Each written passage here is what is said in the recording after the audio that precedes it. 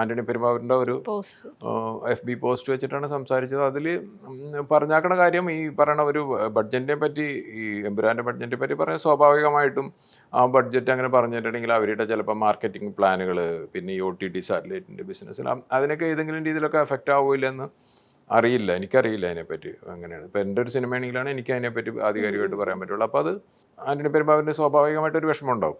ഇതിനിടയിൽ വരാൻ പോണതാണ്, 27th വരുന്നതാണ്, അങ്ങനത്തെ ഒരു സിനിമയെ പറ്റി പറഞ്ഞത്. പക്ഷെ അതിലെനിക്ക് തോന്നിയത് അത് കുറേ ആൾക്കാർ അത് ഷെയർ ചെയ്തിരുന്നു, പ്രത്യേകിച്ചും ഈ പറയുന്ന ആക്ടേഴ്സ്. അപ്പോൾ അത് ഈ പറയുന്ന പ്രൊഡ്യൂസേഴ്സ് അസോസിയേഷൻ്റെ ഒരു സീനിയർ ഒരാൾക്കെതിരെ ഒരു പോസ്റ്റ് ഇട്ട് കഴിഞ്ഞിട്ട് അതിനെ ഷെയർ ചെയ്യണമെന്ന് പറഞ്ഞിട്ടുണ്ടെങ്കിൽ റോങ് മെസ്സേജ് കൊടുക്കണം എന്നുള്ളതാണ്. അപ്പോൾ അങ്ങനെ എന്തുകൊണ്ട് ചെയ്തൊന്നും എനിക്കറിയില്ല. വെച്ചിട്ടുണ്ടെങ്കിൽ ഇവരെല്ലാവരും എത്രയോ വർഷങ്ങളായിട്ടുള്ള ഇതാണ്. പക്ഷെ എനിക്ക് തോന്നുന്നത് ഇപ്പോൾ ഈ അടുത്ത് അത് പിൻവലിച്ചു. അപ്പോൾ അതുകൊണ്ട് അത് സ്വാഭാവികമായിട്ട് ഇപ്പോൾ ഡിസ്കസ് ചെയ്തിട്ടെല്ലാം സോൾവ് ആയിട്ടുണ്ടാവില്ല.